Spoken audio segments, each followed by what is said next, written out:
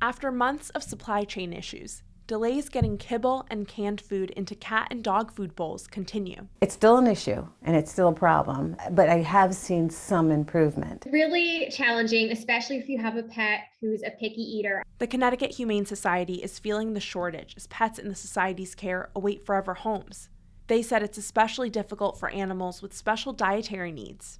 Where we've felt the shortage on pet food is with some prescription diets and also with donations. So that has been really hard. And as I said, with the prescription diets, so many pets are on those today for allergies or different medical conditions. Those special diets can do a lot for them. And so that's been really challenging for pets in our care. A solution? Broaden your search. Check other sources that you don't normally look at. If you normally shop in person, try a couple other stores, try the online stores, online pet stores. Sometimes you have some shipping delays or it's out of stock, but then if you check the next day, it might be back in stock.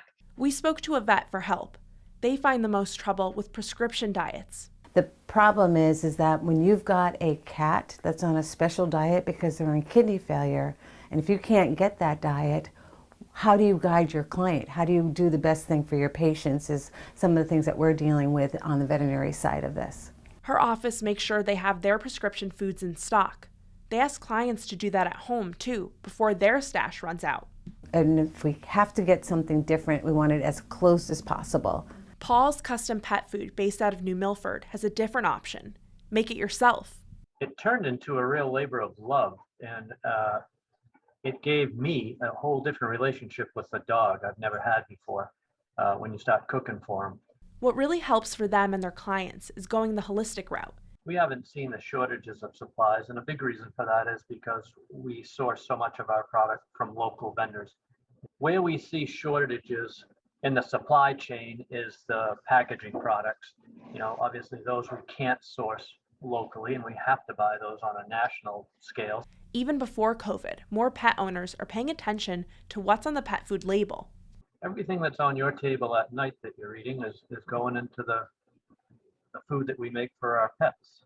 Yeah, and with the addition of the vitamins and then minerals, right, to make it balanced. It can be done in your home too, but only if it's done right.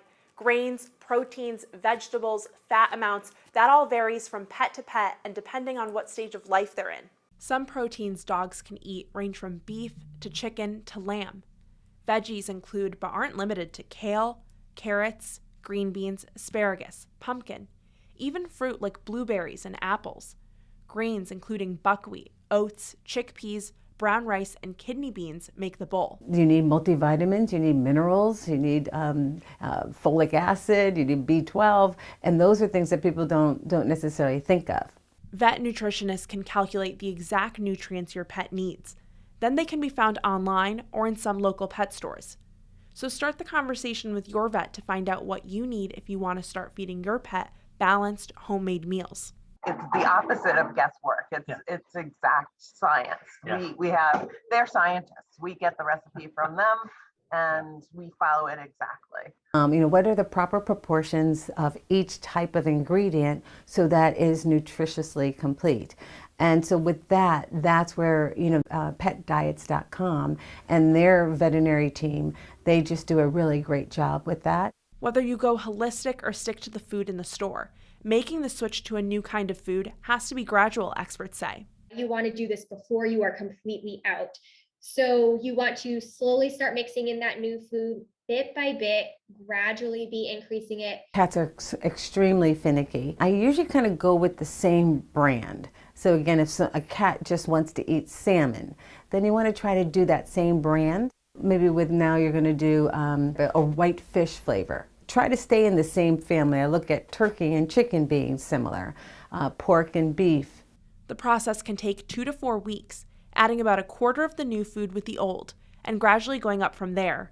But no matter what, I do really want people not to give up. So when can we expect the shortages to end? Well, it's hard to tell between inflation and supply chain issues. Plus, experts say that an increase in pet adoptions has led to a rise in demand for pet food as well. To learn more about this story, head to fox61.com. For Fox 61 News, I'm Gabby Molina, and this is Dempsey. Dempsey, sit down. Good boy. Paw? Good boy.